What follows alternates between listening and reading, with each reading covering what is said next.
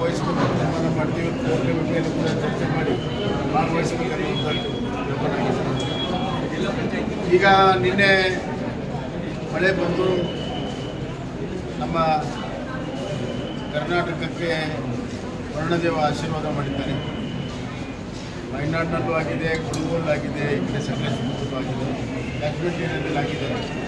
ಆ ಹಿನ್ನೆಲೆಯಲ್ಲಿ ಕಬಿನಿಯಲ್ಲಿ ನೀರು ಬಿಟ್ಟಿದ್ದಾರೆ.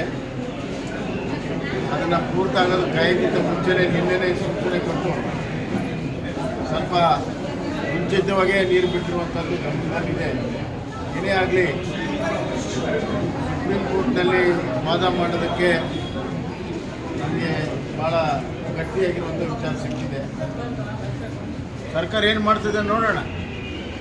ಯಾಕಂದರೆ ಇದು ಕೇವಲ ಒಂದು ಬಾರಿ ನೀರು ಬಿಡೋದು ಜೂನ್ ಜುಲೈ ಪ್ರಶ್ನೆ ಅಲ್ಲ. ಇಡೀ ವರ್ಷದಲ್ಲಿ ಕಾವೇರಿ ನೀರಿನ ನಿರ್ವಹಣೆ ಯಾವ ರೀತಿ ಮಾಡ್ತಾರೆ ಸರ್ಕಾರ ಅನ್ನುವಂಥದ್ದು. ಸರ್ಕಾರ ಏನು ಹೇಳ್ತದೆ ನೋಡೋಣ. ನಮ್ಮದೇ ಆದಂಥ ವಿಚಾರಗಳಿದ್ದಾವೆ, ಅಲ್ಲಿ ಸರ್ಕಾರ ಜೊತೆಗೆ ಚರ್ಚೆ ಮಾಡ್ತೀವಿ.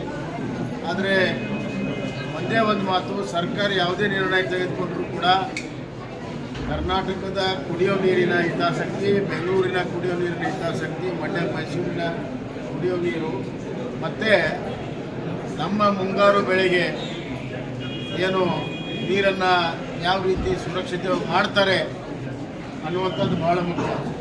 ಇದು ಹುಡುಗಾಟದ ಮಾತಾಗಿದೆ. ನಾವು 9,500 ಕೇಳಿದ್ರು, ನಾವು 3,000 ಕೇಳಿಸಿದ್ವಿ. ಅದೇನು ಭಾಳ ದೊಡ್ಡ ಸಾಧನೆಯನ್ನು ಬಿಂಬಿಸುವಂಥದ್ದು ಕರ್ನಾಟಕದ ಧೋರಣೆ ಸರಿಯಲ್ಲ. ಇನ್ನು ರೈತರಿಗೆ ಇನ್ನು ಒಂದು ಹನಿನೂ ಕೂಡ ನೀರು ಬಿಟ್ಟಿಲ್ಲ, ಅದು ಭಾಳ ಮುಖ್ಯ. ರೈತರಿಗೆ ಕೆನಲ್ಗೆ ನೀರು ಬಿಟ್ಟು ಕುಡಿಯೋ ನೀರಿಗೆ ಸುರಕ್ಷತೆ ಮಾಡಿದಾಗ ಅದು ಒಂದು ರೀತಿಯಲ್ಲಿ ಹೇಳ್ಕೋಬೋದು. ಆದರೆ ಏನೂ ಇಲ್ಲದೇ ಒಂದು ಹನಿ ನೀರು ಬಿಡದಿರುವಂಥ ಸಂದರ್ಭದಲ್ಲಿ ಸಾಧನೆ ಅಂತ ಬಿಂಬಿಸುವಂಥದ್ದು ಸರಿಯಲ್ಲ. ಈಗ ಇಷ್ಟೇ ಹೇಳ್ತೀನಿ, ಅಲ್ಲಿ ಸರ್ಕಾರದ ವತಿಯಿಂದ ಏನು ಪ್ರಪೋಸಲ್ ಬರ್ತದೆ ಅದನ್ನು ನೋಡಿಕೊಂಡು ಮುಂದೆ ಅಲ್ಲಿ ಮಾತಾಡಿದ ಮೇಲೆ ಮತ್ತೆ ಮಾಧ್ಯಮದಲ್ಲಿ ಮತ್ತೆ ಮಾತಾಡ್ತಾರೆ.